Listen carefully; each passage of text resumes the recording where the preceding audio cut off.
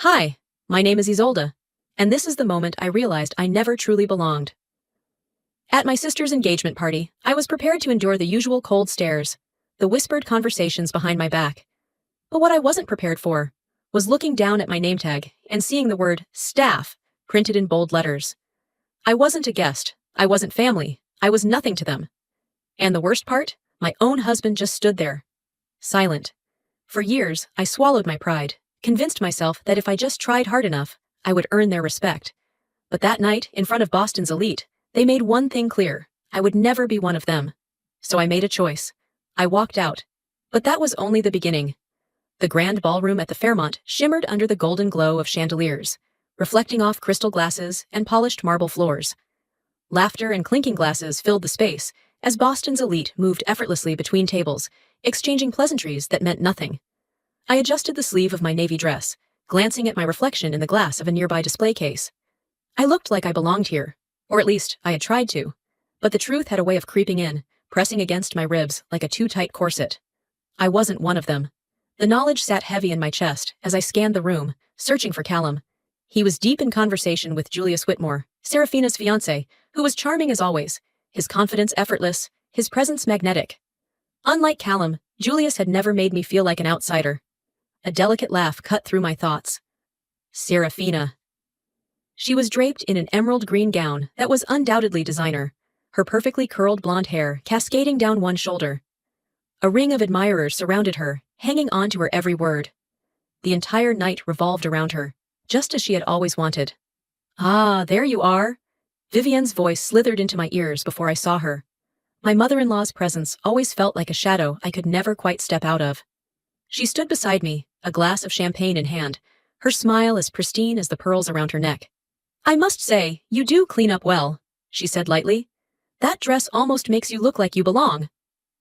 I didn't react. I had learned to let her words pass over me like a bitter wind. She took a slow sip of her drink. I assume you're used to working events like these, dear. You are a nurse, after all. I gripped my clutch tighter. From the corner of my eye, I saw Seraphina's group watching us, smirking behind their cocktail glasses. She's so practical, one of them whispered. Callum really married beneath him, another murmured. The sting of their words settled into my skin like tiny cuts.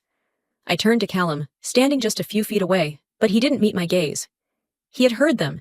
He had heard his mother, and still, he said nothing. I swallowed past the lump in my throat. This wasn't new, it was just more of the same. A waiter appeared beside me, interrupting the moment. May I have your name, miss? I blinked. Oh, The receptionist at the entrance desk held out a name tag for me. I took it automatically, my fingers brushing against the glossy surface, and then I saw it. Staff. My heart lurched. A slow, sickening wave of realization washed over me as I read it again. Staff. Not Mrs. Hayes, not guest, just staff. Laughter rippled through Seraphina's group. Oh, what a mix-up, Seraphina said, eyes wide with mock innocence. But you do serve others, don't you? My throat burned. I turned to Callum, desperate for him to step in, to do something, but he hesitated. The moment stretched unbearably long, his silence louder than any humiliation Seraphina or Vivienne could ever throw at me. The air around me felt suffocating, the noise of the ballroom fading into a dull hum. The weight of every dinner, every slight, every time I had swallowed my pride to be a part of this family pressed down on me. My fingers clenched around the name tag. Vivienne watched me with a smirk, swirling her champagne. Oh, don't take it so personally, dear. It's just a joke. Joke. I let out a slow breath. And then I ripped the name tag off my dress, the sound sharp and satisfying in the quiet that had settled around me. I placed it back on the check-in desk, smoothing my dress with deliberate care. Then, without another word, I turned on my heel. As I stepped toward the exit, I heard Callum's voice. Hesitant, uncertain. And in that moment, I knew exactly where I stood in his life. Isolde, wait! Callum's voice chased after me, but I had already made my decision. I stepped out into the cold Boston air, my heart hammering in my chest. The ballroom doors shut behind me, muffling the sounds of laughter, clinking glasses, and Seraphina's delighted whispers. My heels clicked against the pavement as I moved toward the valet stand, my breath coming in sharp, uneven bursts. Callum caught up, grabbing my wrist just before I reached the curb. His grip was firm, desperate. Please don't just leave like this, he said, his voice barely above a whisper. It was just a mistake. I turned to face him, my body trembling, not from the cold, but from the sheer weight of everything that had just happened. The humiliation, the whispers, the way he had stood there and done nothing. A mistake? My voice came out sharper than I intended, but I didn't care. You saw the name tag, Callum. You saw how they looked at me. I ripped my wrist from his grasp, my chest rising and falling with ragged breaths. And you stood there and said nothing. His jaw tensed. I didn't want to make a scene. A bitter laugh escaped me. You didn't want to make a scene, I repeated, incredulous. They reduced me to a servant at my own sister-in-law's engagement party, and you were worried about making a scene? He raked a hand through his hair, his frustration bubbling just beneath the surface. Isolde, this isn't easy for me either. I took a step back, studying his face. The man I had married, the man I had loved. Why, Callum? I demanded. Why do you let them treat me like this? Like I'm nothing? He hesitated. And in that hesitation, I saw everything. The truth. The part of our marriage I had refused to acknowledge. I can't just go against my mother. His voice was tight, like the words were being forced out of him. Not like this. I inhaled sharply. Because she controls you, financially. He flinched. It was all the answer I needed. Jesus, Callum. I took another step back, shaking my head in disbelief. So I'm worth less to you than her money? That's not... He cut himself off, exhaling sharply. You know it's more complicated than that. Complicated? My voice cracked. It's actually really simple. You either love me enough to stand up for me, or you don't. Silence. A heavy, suffocating silence. I let out a slow breath, my decision settling over me like a wave. You don't have to choose, Callum, I said, my voice quieter now, because I'm making the choice for you.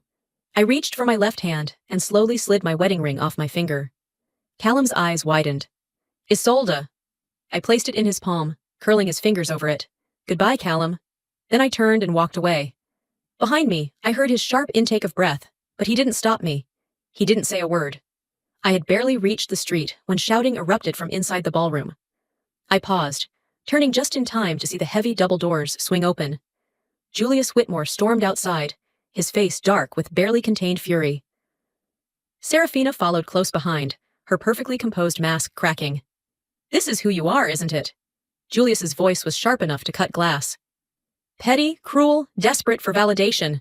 Serafina tossed her hair, forcing a laugh that didn't quite land. Oh, please, you're overreacting. No, Julius said, shaking his head. I'm finally seeing the truth. A murmur rippled through the guests spilling onto the terrace, their curiosity piqued. Vivienne appeared in the doorway, her expression carefully neutral, though I saw the tension in her jaw.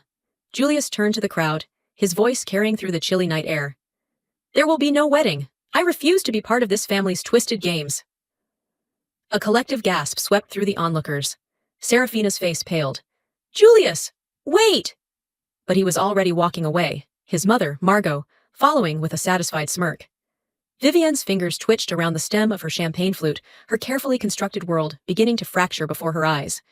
And for the first time since stepping into that ballroom, I felt something close to relief. I had walked away. But was it truly over? The city lights blurred as I stood there, gripping my phone, waiting for it to ring. But it didn't. I exhaled, the cold air biting at my skin. My body ached from exhaustion, my mind replaying every moment of the night before.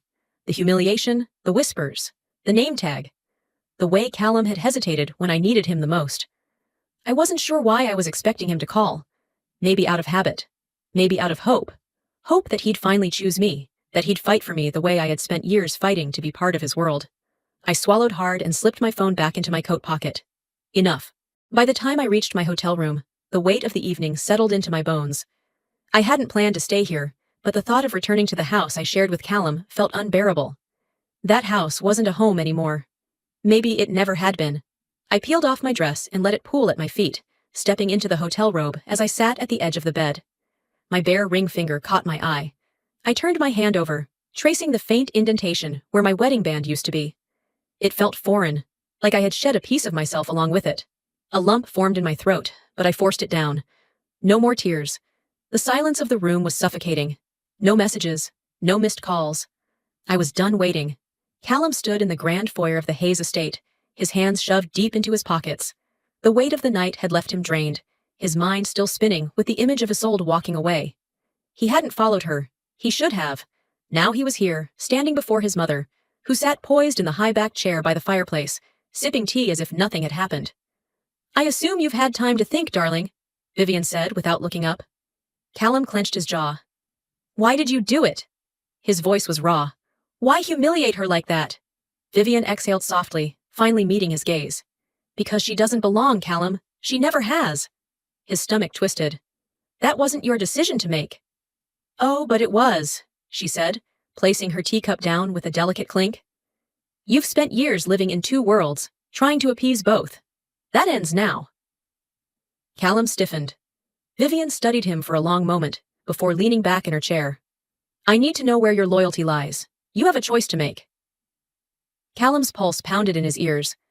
"Stay with her, and you lose everything," she continued. "Choose your family, and I'll ensure your future is secure." A slow, suffocating silence filled the room. Vivian lifted her teacup again, her gaze sharp over the rim. "So, what will it be?" Callum swallowed, his throat dry. For the first time in his life, he wasn't sure he had an answer. I sat by the hotel window, watching the city buzz below. Boston had never felt more foreign to me.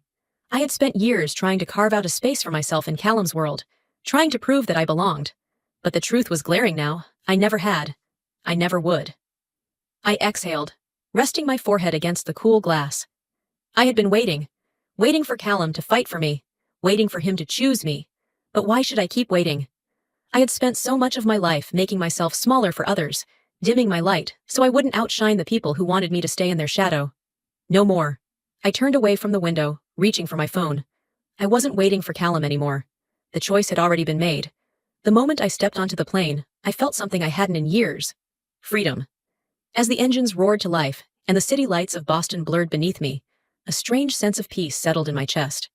For the first time in years, I was untethered. No expectations, no obligations, no more shrinking myself to fit into a world that had never wanted me. I closed my eyes and let my head rest against the seat. I didn't have a plan, not really. I had booked a one-way ticket to New York City without a second thought. I just needed to be somewhere that wasn't there, somewhere I could breathe. Boston had been suffocating. Callum had been suffocating. I exhaled, long and slow. By the time the plane touched down at JFK, the weight on my chest had lightened, just a little. A week passed in a blur of movement, long walks through unfamiliar streets, coffee in small corner cafes, the hum of the city filling the silence that had once been Callum's voice in my ear. New York felt like a fresh start. No one here knew me as Callum Hayes' wife, or Vivian Hayes' disappointment of a daughter-in-law. I was just another woman trying to figure out what came next. I sat by the window of a quiet cafe in Greenwich Village, watching the rain drizzle against the glass, the warmth of my coffee cup seeping into my hands. My mind should have been racing with all the things I needed to do. Find a new job, a place to live, build a life outside of the ruins I had left behind. Instead, I just sat there, existing, and it was enough. My phone vibrated on the table, breaking the moment. A number I didn't recognize. For a split second, my heart leapt to the possibility that it was Callum, that he had finally woken up, realized what he had lost, I clenched my jaw. Then, without hesitation, I hit decline. No more waiting. In Boston, Callum stood in the grand library of the Hayes estate, his mother seated elegantly across from him. The tension in the air was suffocating. Vivian sipped her tea, her posture unshaken. "You've had time to think," she said, not a question, but a statement. "I trust you've made the right decision." Callum's hands curled into fists at his sides. For years he had played this game, walked the careful line between duty and desire. He had bent to his mother's will, convinced himself that it was just easier to go along with things rather than fight against them. But he had lost Isolde, and for the first time, he wasn't sure if he could live with that. "I'm done, Mother." His voice was steady, unshaken. Vivian's expression didn't falter, but something in her grip on the teacup did. "Darling," she said smoothly, "let's not be dramatic." Callum exhaled sharply, shaking his head. "I don't want your money. I don't want your games. And I sure as hell don't want to be controlled anymore." Vivian's lips pressed into a thin line. "You need me," she said simply. Callum's jaw tightened. "No," he said. "I really don't." And just like that, he turned and walked away. Vivian didn't call after him, but as he reached the door, he heard the sharp clink of porcelain hitting the saucer a little too hard. Boston's high society was an unforgiving place. By the end of the week, whispers had begun to spread. Margot Whitmore made sure of it. With Julius's dramatic exit at the engagement party, The carefully constructed image of the flawless Hayes family had begun to splinter. Vivian's invitations to events dried up. Calls from friends went unanswered. Suddenly, the women who had once clung to her every word were too busy to meet for lunch, too occupied to return messages. Money had never been Vivian's only weapon. Her power had always been in her influence. And now, it was slipping through her fingers. She had underestimated the fallout of humiliating the wrong people. She had underestimated me. I sat on the rooftop of my tiny rental apartment, the city stretching out before me in endless waves of light. The phone buzzed beside me. This time, I checked the screen. Callum. My chest tightened. For a long moment, I just stared at the name, my thumb hovering over the screen. Then I exhaled, turned the phone face down, and let the night swallow the silence between us. But just because I had moved on didn't mean the past was done with me. New York had become a refuge, a place where I was rebuilding myself piece by piece. I had found a small apartment, nothing extravagant, but it was mine. I had started looking for work again, sending out applications to hospitals and clinics. For the first time in years, I felt like I was the one in control of my life. I sat in a waiting room, my resume clutched in my hands, preparing for an interview at a well-respected hospital in the city. A fresh start. No one here cared about the Hayes name, about where I came from, or about what I had left behind. The moment my phone buzzed, my stomach twisted instinctively. I glanced at the screen. Unknown number. I hesitated for only a second before swiping to answer. "I was wondering when you'd finally pick up." A familiar voice sneered through the line. "Serafina." My grip on the phone tightened. "You think you can just walk away?" she hissed, venom dripping from every syllable. "After everything you've done?" A slow exhale left my lips. "I haven't done anything, Serafina, and we both know that." "You ruined everything," she snapped. "My engagement, my reputation, my life." I closed my eyes, steadying myself. "No, Serafina, you did that all on your own." Her breath came uneven through the line. "You're going to regret this," she spat. I let the silence stretch between us before answering, my voice calm. "Number, I won't." Then I hung up. For the first time, I didn't feel anger toward Serafina. Just pity. Boston was no longer kind to Serafina Hayes. The moment Julius walked away from the engagement, the carefully curated world she had built around herself began to crumble. Her so-called friends no longer answered her messages. Her social media following plummeted. Invitations stopped arriving. The expensive lifestyle she had flaunted, the designer dresses, the lavish vacations, suddenly felt hollow without an audience to admire them. For years, she had lived in a bubble where she was adored, envied. Now she was just another scandal, another cautionary tale whispered about at charity galas. And she blamed me for all of it. The glass in her hand shook as she took another sip of champagne, curled up in the dimly lit lounge of her mother's estate. "They should be humiliating her," she muttered under her breath. "Not me." Vivian, standing at the window, barely glanced at her. "Composure, Serafina," she said coolly. "Whining won't fix anything." Serafina scoffed. "And what's your plan, mother? Sit there and pretend this isn't happening? That Julius's family isn't dragging our name through the mud?" Vivian's fingers twitched around her glass, but her voice remained controlled. "Julius and Margot can make as much noise as they like. It doesn't matter." Serafina let out a bitter laugh. "You really think that?" She reached for her phone, swiping through article after article, all plastered with headlines about the Hayes downfall. Vivian's gaze flickered, and for the first time in years, Serafina saw something in her mother's eyes that she never had before. Doubt. The headlines broke the next morning. Boston socialite, Vivian Hayes, under investigation for financial misconduct. Hayes family fortune, under scrutiny, millions in question, former business partners come forward. Vivian Hayes deals exposed. The moment I saw the news notification pop up on my phone, I knew. Margot. She had followed through with what she had promised. For years, Vivian had operated in the shadows, keeping her financial dealings under tight control, ensuring that nothing could ever be traced back to her. But Margot Whitmore had money, power, and, most importantly, connections.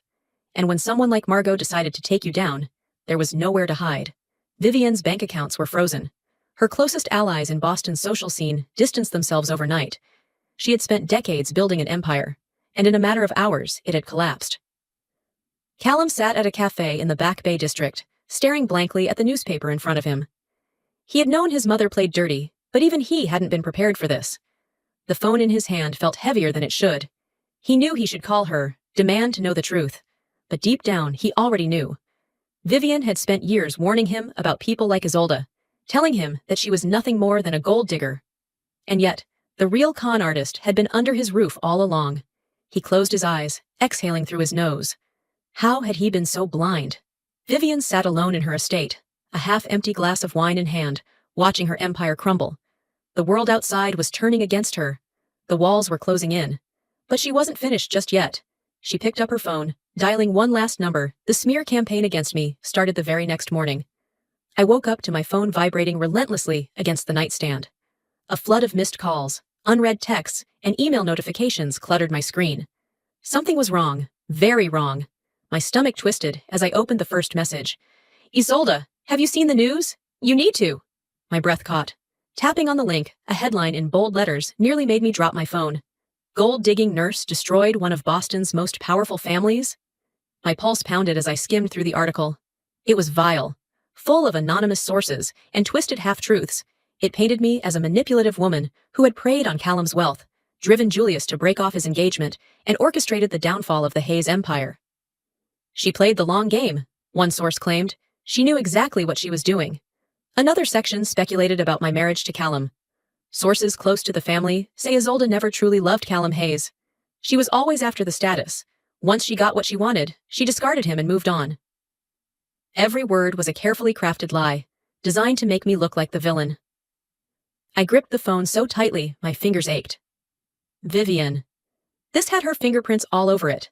At the hospital, whispers followed me down the hall. Nurses I had barely spoken to suddenly knew me. Some gave me sympathetic glances, others avoided eye contact altogether. I felt my professionalism slipping, my hands trembling as I prepared to check a patient's vitals. The weight of their stares clung to me like a second skin. By lunchtime, my supervisor pulled me into her office, concern written all over her face. I'm sure you know why I called you in, she began. I nodded stiffly, my jaw clenched. The hospital board is worried about the attention. She sighed. You're a great nurse, Isolde, but if this continues, we might have to reevaluate your position here. Anger flared up, hot and undeniable. I had worked my entire career with integrity. I had spent years earning my place in this field. And now, because of Vivian's desperate need for control, I was at risk of losing it all. Number I refused to let her win. That evening, I made a call of my own. Vivian wants a war? I said to the lawyer on the other end. Then let's give her one. 2 days later, Margot Whitmore called me. I warned you about Vivian, she said smoothly. But this? This is desperate. I pressed the phone against my ear, staring out over the New York skyline. She's trying to salvage what little power she has left. Margot chuckled. Then she's made a mistake. Because when people like Vivian get desperate, they get sloppy. And sloppy means vulnerable. She wasn't wrong. Vivian had always been calculating, careful never to leave behind evidence. But a smear campaign this public? She had gone too far. I hope you're ready, Margot added, because if I know Vivian, she won't stop here. I smiled, but it didn't quite reach my eyes. Neither will I. Callum stood at the entrance of the Hayes estate, his fists clenched. He had spent years defending his mother, making excuses, justifying her cruelty because that was easier than admitting the truth. But this was unforgivable. His own mother had destroyed the woman he loved. And for what? To protect a reputation that was already in ruins? The moment he stepped inside, he found her in the grand sitting room, sipping her usual evening tea, as if she hadn't just tried to ruin someone's life. She glanced up at him, unbothered. Callum, how nice of you to visit. His anger boiled over. What the hell did you do? Vivian sighed, setting her teacup down. Is that really how you greet your mother? Callum didn't take the bait. That article, the lies about Isolde, you're behind it. She didn't deny it. Instead, she tilted her head slightly, regarding him like a misbehaving child. You're upset. I understand. But Callum, this is how the world works. She embarrassed our family. There are consequences. Callum let out a harsh laugh, shaking his head. You don't get it, do you? Vivian raised a brow. Get what? His voice dropped, filled with something lethal. You don't have a family anymore. For the first time, Vivian's expression faltered. Callum turned, his steps heavy as he walked toward the door. But just before he stepped out, she spoke again. Her voice calm, unshaken. I did what I had to do. Callum didn't look back. And now? You can live with it. Then he was gone. Vivian sat motionless, the crackling fireplace the only sound in the vast emptiness of the estate. Her hands trembled slightly as she reached for her wineglass. She had lost everything, but she wasn't finished just yet. A slow smirk curved her lips as she picked up her phone and made one last call. Margot's warning came the next morning. Isolde, she's planning something worse. I gripped the phone tighter, my knuckles turning white. I was standing in my tiny kitchen, the aroma of freshly brewed coffee lingering in the air, but suddenly I had lost my appetite. Define worse, I said, my voice low. Margot sighed on the other end. She's going after your career. The smear campaign was just the beginning. She's contacted your hospital's board, claiming you've engaged in medical malpractice. She wants to make sure you never work again. A sharp pang shot through my chest. I had expected Vivian to retaliate, but this was a new level of cruelty. Destroying my reputation in high society was one thing, but trying to take away the one thing I had left? My job? My livelihood? My voice was calmer than I felt. Do you have proof? Not yet. But I know Vivian. She's probably feeding them just enough fabricated evidence to make them question you. My stomach churned. The hospital board had already been wary of the media storm surrounding me. If Vivian gave them even the slightest excuse, they wouldn't hesitate to cut me loose. I exhaled, trying to steady myself. Then I'll fight. Margot's voice softened. Be careful, Isolde. She's desperate, and desperate people are dangerous. I hung up, my mind already racing. By the time I arrived at the hospital, a strange energy hummed in the air. Some of my colleagues glanced at me with uncertainty. Others avoided eye contact entirely. It was happening. I barely had time to drop my bag before my supervisor called me into her office. The moment I stepped inside, I knew. Dr. Hughes, the hospital administrator, sat across from me, his expression unreadable. Have a seat, Isolde. I did. He folded his hands together on the desk. You're aware of the situation surrounding your name in the press? I nodded, forcing myself to remain composed. Dr. Hughes sighed. We've received an anonymous report accusing you of improper patient care, fabricating records, and violating hospital protocols. The words felt like a slap. That's a lie, I said immediately. Be that as it may, the board has to investigate. His gaze flickered to the file in front of him. These claims are serious. We need to determine if there's any validity to them before making any decisions regarding your employment. My pulse pounded. This was exactly what Vivian wanted. To make me look guilty, to bury me under so much scrutiny that even innocence wouldn't save me. I looked toward the other person in the room, Dr. Patel, a colleague I had worked with for years. She had always been fair. She had always trusted me. Now she hesitated. It was subtle, a brief flicker in her expression, before she nodded and said, I've never witnessed any misconduct from Isolde. The hesitation gutted me, because it meant that someone, even someone who had always believed in me, had doubted. Vivian had done that. I swallowed past the tightness in my throat and sat straighter. I want to see the allegations, every word of them. Dr. Hughes nodded. You'll be provided access during the review process. I exhaled slowly. Then I'll wait. But in my mind, I was already planning my next move. Back in Boston, Callum stared at the headlines with a growing sense of fury. Hospital under pressure to fire disgraced nurse Isolde Hayes, the woman who took down Boston's elite. He shoved the newspaper aside, disgust curling in his stomach. This wasn't just about his mother anymore. She was actively destroying Isolde's life, and he wasn't going to stand for it. Within an hour, he was standing at the gates of the Hayes estate. He stormed into the house, past the butler who stammered out a greeting, and found his mother in the sunroom, sipping her usual afternoon tea. Vivian barely glanced at him. Darling, must you always barge in like some common brute? Callum slammed the newspaper onto the table in front of her. What the hell is this? Vivian sighed, picking up the paper with a delicate hand. Oh, Callum, you're so dramatic. His blood boiled. You're trying to destroy her. Vivian set the newspaper down and folded her hands neatly in her lap. No, darling, I'm ensuring she never comes back. Callum's fists clenched. You've gone too far. Vivian raised an eyebrow. Have I? You don't get to decide who I love, he said, voice like steel. You don't get to manipulate people's lives because you didn't get your way. Vivian's eyes darkened. I did what I had to do to protect our family, and you're too blinded by her to see it. Callum shook his head. You don't have a family anymore, Mother. Vivian stilled, but Callum didn't wait for a reaction. He turned and walked away. This time, he wasn't looking back. I sat across from my lawyer, gripping the evidence in my hands. Printouts of every false claim, every email, every planted rumor Vivian had used against me. She thought she could bury me. She thought she could erase me. She was wrong. This wasn't just a fight for my reputation anymore. It was a fight for my future. Vivian never backed down from a fight. But neither did I. The morning my legal team officially filed the defamation lawsuit against her, the media went into a frenzy. News anchors debated the case, tabloids dissected every detail, and social media turned into a battleground. Some still called me a gold digger, a woman who had infiltrated an elite family and destroyed it from the inside. But others, many others, were starting to see the truth. Boston's Ice Queen faces court battle.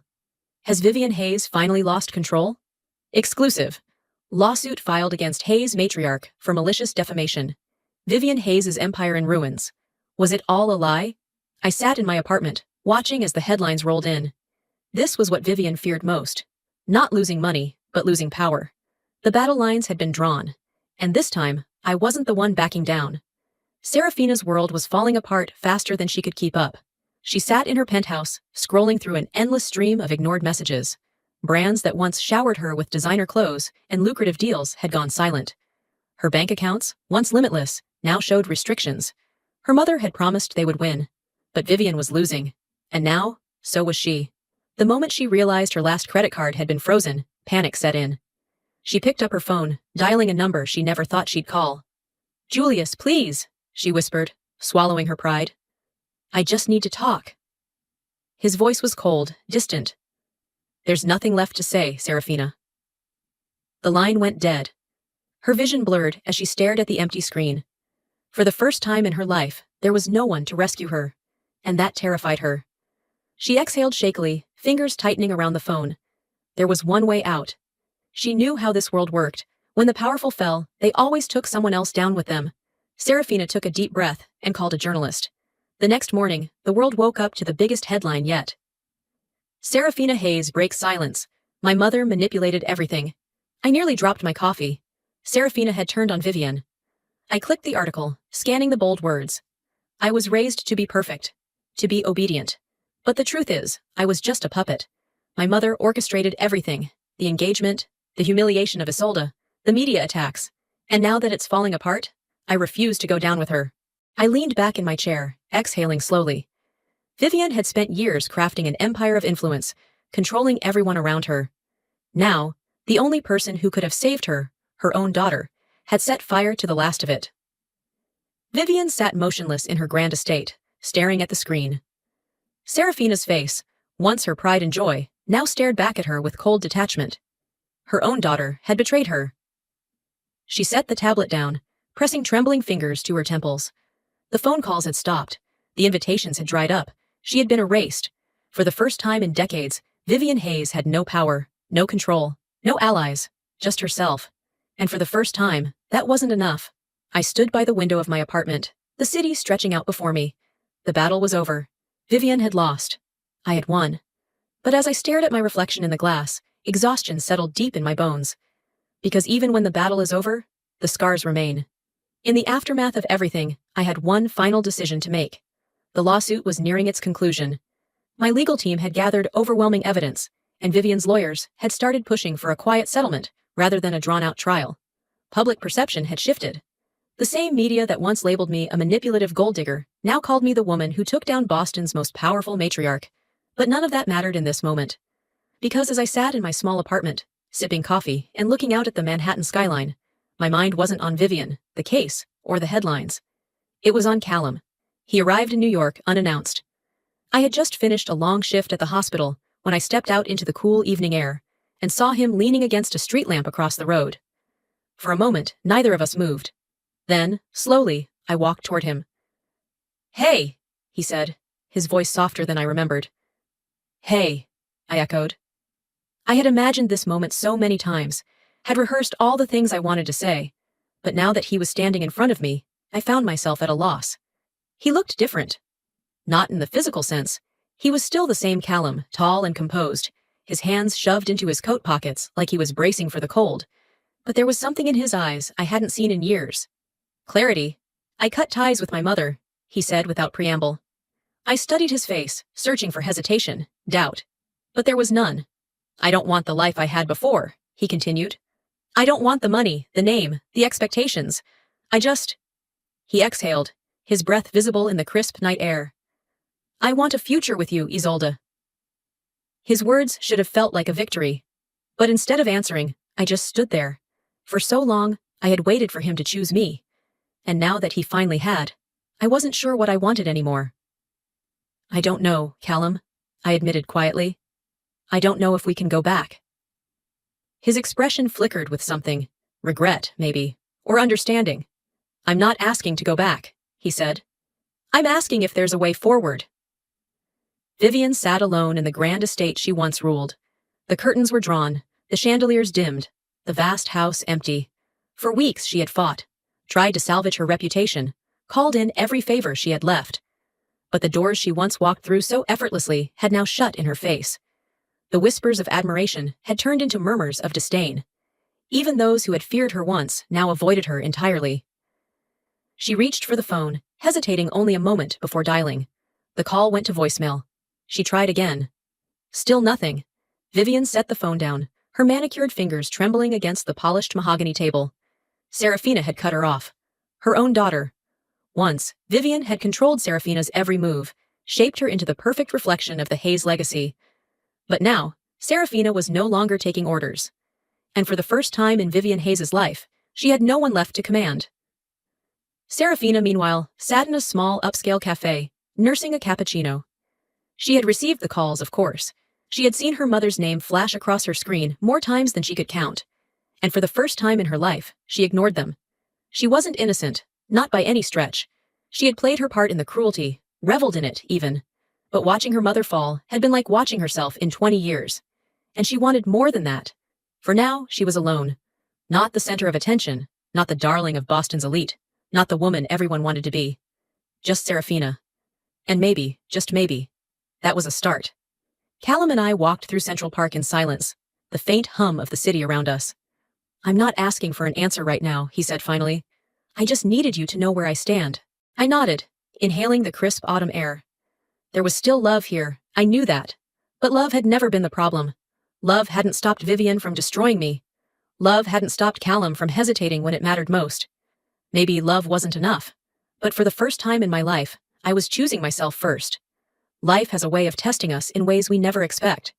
For years, I thought love meant sacrificing pieces of myself to fit into someone else's world. I thought that if I stayed, if I endured, if I just proved my worth enough, I would finally be accepted. But the truth is, acceptance should never come at the cost of your own identity. Walking away wasn't just about leaving a toxic family, it was about reclaiming myself. I learned that waiting for someone to choose you will only leave you empty. You have to choose yourself first. I learned that standing up for your truth may cost you everything, but losing yourself is an even higher price to pay. So let me ask you, have you ever been in a situation where you stayed silent just to keep the peace? Have you ever sacrificed your happiness to fit into someone else's expectations? At what point do we finally say, enough? I want you to take this story as more than just entertainment. Take it as a reminder that you are worth more than the spaces that try to diminish you. Your voice matters, your boundaries matter, and no one, no family member, no partner, no job, has the right to take that away from you. If this story resonated with you, let me know in the comments. Drop a 1 if you've ever had to fight for yourself, or tell me where you're watching from. And if you didn't connect with it, that's okay too. Let me know what didn't work for you. Most importantly, don't forget to hit that subscribe button so you don't miss more stories like this. Because at the end of the day, we all have a story to tell, and I can't wait to share more with you.